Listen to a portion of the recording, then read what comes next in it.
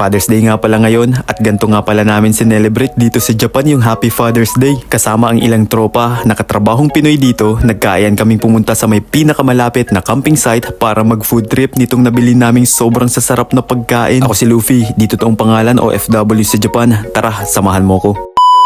Ohayo gozaimasu, Happy Father's Day nga pala ngayon at sakto dahil wala kaming pasok sa trabaho, nagkaayaan kami guys ng kapitbahay kong Pinoy dito na lumabas para mag-celebrate. Pagkatapos nga guys tumawag sa akin ng anak kong si Chanchan para batiin akong Happy Father's Day. Diretso ko na rin binati yung tatay ko na nasa Pinas ng Happy Father's Day. At sa lahat nga palang tatay na nanonood ngayon, pati na rin sa mga nanay na tumayo bilang tatay sa pamilya nila, binabati ko po kayo mula dito sa Japan ng Happy Father's Day. Kinato ko na nga rin pala to guys si paring Joshua kasi nasa kabilang pinto lang siya. Ininit na nga rin lang pala namin to guys mga pagkain na pupudtripin namin mamaya. Kagabi pa nga namin to guys binili sa supermarket nung nag-sale na yung mga pagkain. Tirador kasi kami guys nito ni paring Joshua sa mga hanggako o mga naka half price na pagkain dito sa Japan. Imaginein mo yung dating 1,000 yen nagiging 500 yen na lang tapos sobrang dami mo pang makakain. You know, tipid tips nga lang din po pala to sa kagaya namin na malalakas yung mga gwardya sa tiyan. Kung wala nga lang ngayon guys special occasion, siguro maghapon ako nakahilata sa higaan. Wala nga sana kaming plano nitong lumabas ni pare ko. Food tripin nga lang sana namin sa bahay itong mga nabili naming pagkain kagabi habang nanonood ng latest episode ng inaabangan naming anime. Pero dahil minsan lang naman guys magkaroon ng okasyon at nasaktuhan pa na wala kaming pasok sa trabaho, kaya diretso na lang namin pinuntahan yung pinakamalapit na campsite dito sa bahay. Nag-drop by nga muna pala kami dito guys sa may supermarket. Bibili na rin kasi kami dito ng mga kulang namin na bitbit na mga pagkain, inumin at ibang gamit na gagamitin namin mamaya. Bumili na nga rin pala kami nitong matatamis na pagkain kasi puro ulam lang yung dala namin kanina. Meron nga rin pala guys dito sa loob ng supermarket nitong microwave. Dito ko na nga rin lang pala guys ininit itong nabili namin na mga nakapack lang na rice. Hindi na nga kami guys nakapagsaing sa bahay kasi pareho na kaming walang stock na bigas. At pagkatapos ko nga guys initin tong mga kanin, diretso ko na nga rin pala guys pinuntahan si pare ko is na nasa Yako & Shop Store. Nandito na nga rin lang guys sa loob ng supermarket itong Yako & Shop Store. Ito yung pinakamurang store dito sa Japan kasi lahat ng mabibili mo dito ay nasa Yako & lang o 36 pesos. Dito kasi kami guys bumili nitong Regia Shito o picnic blanket. Kumuha na nga rin kami guys nitong isang alumi square bag. Dito kasi namin ilalagay yung mga malalamig naming inumin tuwing nagpapalit kasi guys ng season dito sa Japan. Kagaya nitong summer season ngayon, kung ano yung mga kailangang gamit sa mga outdoor activities ng mga tao dito, karamihan meron kang makikita niyan sa Yako & Shop o kaya naman sa Daiso. Fast forward, bumiyahe na nga pala kami guys papunta dun sa site. Nagbike na nga rin lang pala ako guys papunta dun dahil malapit lang naman. At ito si pare ko is dala yung motor niya na napundar niya dito. Kung makikita nyo guys, sobrang ganda nga nitong dinadaanan namin kasi yung kalsada ay nasa gitna lang ng palayan. At dahil tag-init na nga dito guys, kaya may mga bagong tanim na silang palay. Isa nga guys na nagustuhan ko dito kasi kapag biglaan kami nagkaayaan na magpahangin sa labas, marami kang mapupuntahang malalapit lang na lugar dito na makakapag-relax ka talaga. Tapos mabilisan ka lang makakapunta kasi kaya siyang e-bike. Fast forward,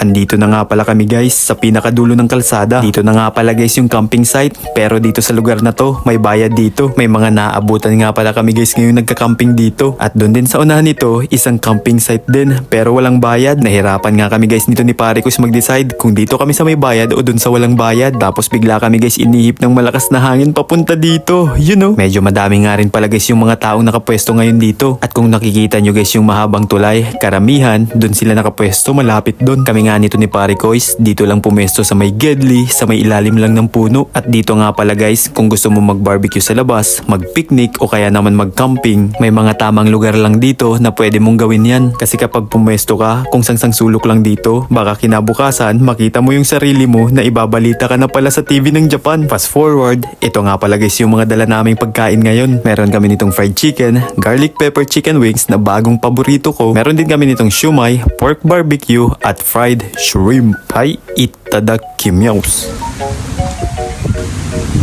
Barbecue.